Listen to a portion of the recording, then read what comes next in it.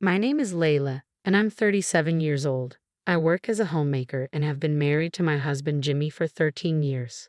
Currently, we live together as a family of four with our daughter Karen and my mother-in-law. A few years ago, after my father-in-law passed away, we moved in with my mother-in-law at her home. Living with her turned out to be far from peaceful. Soon after we moved in, she began to criticize and harass me. "Is dinner ready?" she would demand as I cooked in the kitchen. "It better not take too long. Everyone's hungry." She would taste the food as I prepared it. "Layla, this pot roast has no flavor. It's awful," she'd complain. "How could you mess it up even after tasting it?"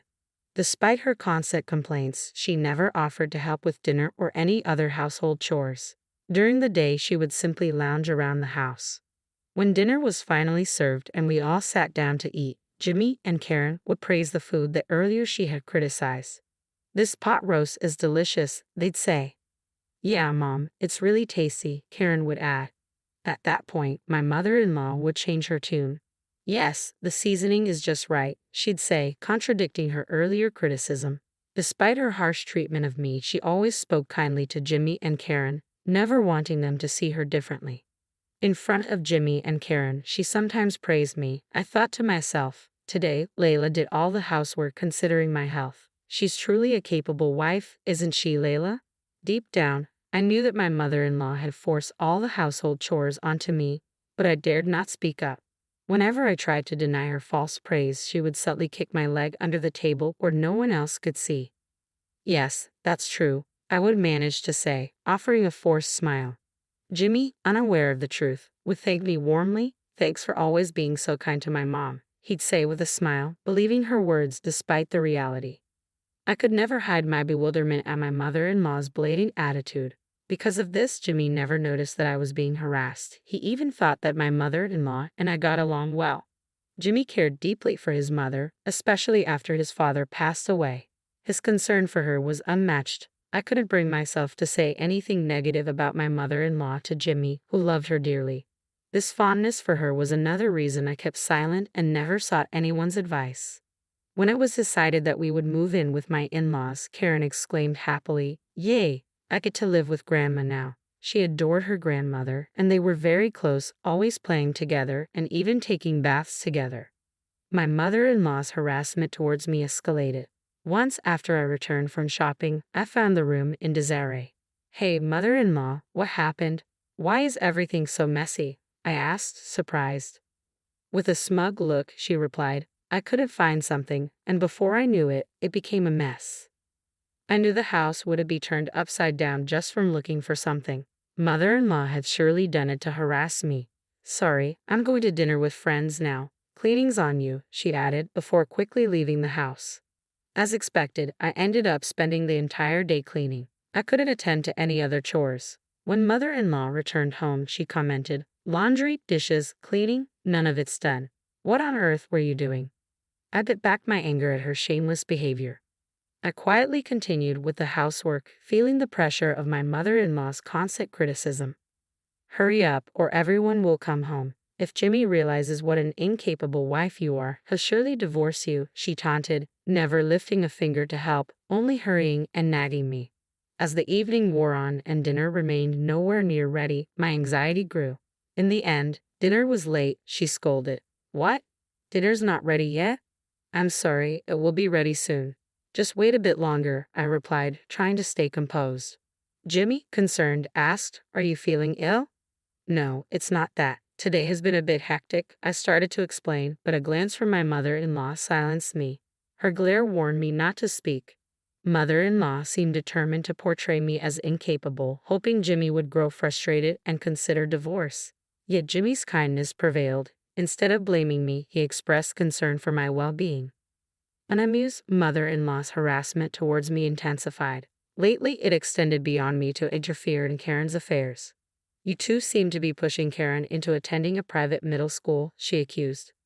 "Yes, we are. Is there a problem with that?" I replied firmly. "It's cruel to make her study late every night for exams." "Stop it right now," she demanded. "We are not going to stop just because you said so.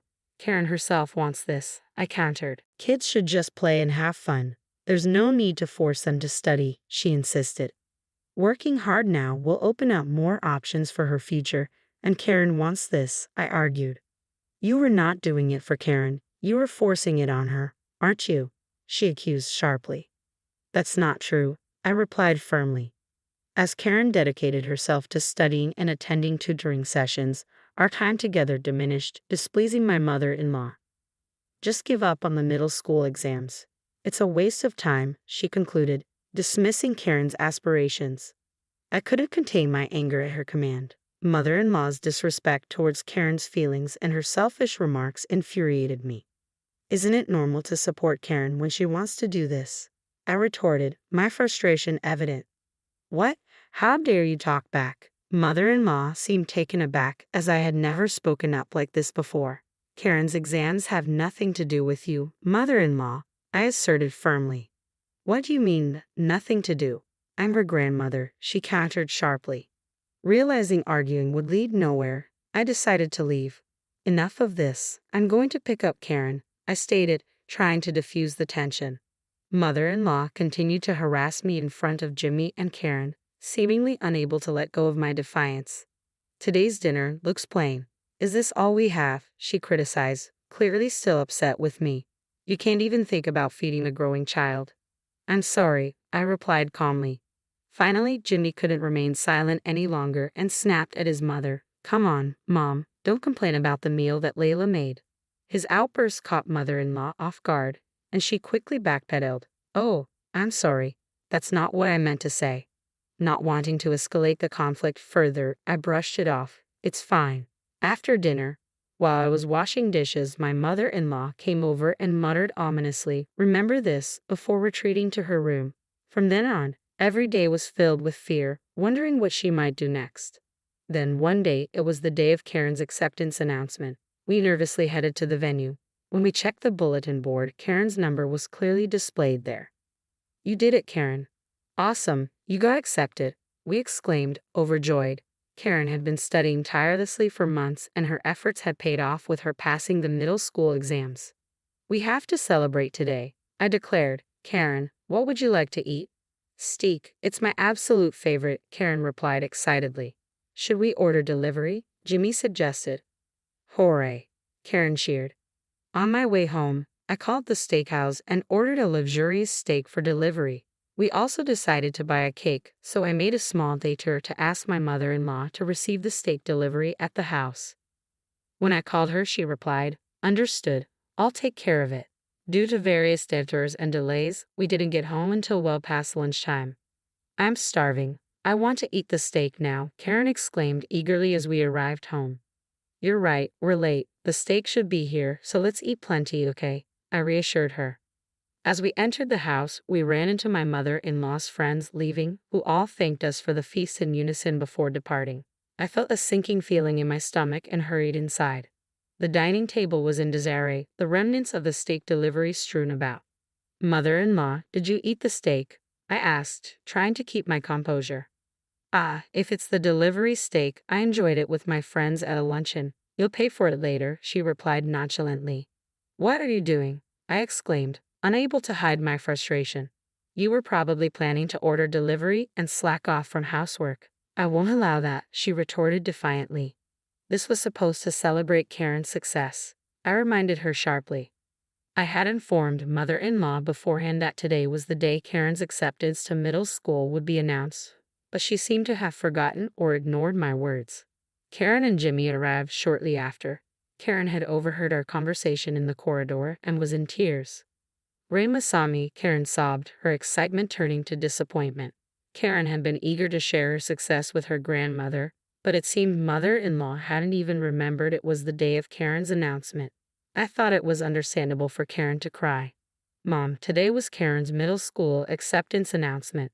How could you forget such an important day? That's awful, I confronted my mother-in-law. She seemed unable to hide her agitation. What? Today, Layla? Why didn't you tell me earlier? I did tell you, I insisted, my frustration mounting. I was too certain to even feel angry. Karen worked hard and got accepted, so we were going to celebrate by eating her favorite steak, I continued, trying to reason with her. To think you'd eat it with your friends? I can't believe it, mother-in-law exclaimed defensively. No, it wasn't like that. I really didn't know, I countered. You didn't know? I called you about the delivery, didn't I? She challenged. I hesitated, unsure how to respond. Mom, did you eat it on purpose? Karen asked tearfully. On purpose, you say? Mother-in-law's face paled, and she began to sweat. Desperately, she tried to think of an excuse but seemed at a loss for words. I've suspected this for a while, but you really are harassing Layla, aren't you? I confronted her directly. It seemed Jimmy had a vague idea of what was going on, but since I hadn't talked to him about it, he had watched the situation unfold silently. Suddenly, mother-in-law approached Karen and said, I'm sorry. Let's all go to the steakhouse. I'll pack, Karen responded bitterly. I hate Grandma. She pushed mother-in-law away and rushed to her room. The shock of being rejected by her beloved granddaughter seemed to hit mother-in-law hard. She froze, sitting on the floor where she had landed. Later, I gathered the courage to tell Jimmy everything about how mother-in-law had been harassing me. Why didn't you tell me sooner? Jimmy asked, his expression grave. I couldn't say anything when I thought about you and Karen, I replied, feeling a mix of relief and regret. I'm sorry for forcing you to endure this all this time, Jimmy said earnestly. You don't have to endure it anymore. Jimmy suggested that we move to ensure I wouldn't be harassed anymore. Since Karen also expressed her desire not to live with mother-in-law anymore, we were able to leave the house without any reservations. Thank you, I said gratefully. On moving day, while I was packing, mother-in-law came into the room. Are you really leaving the house? She asked, her face showing signs of sadness. Yes, you must be glad to be away from someone you hate, I replied, trying to keep my emotions in check. I don't exactly hate you, mother-in-law said softly. Could you please leave?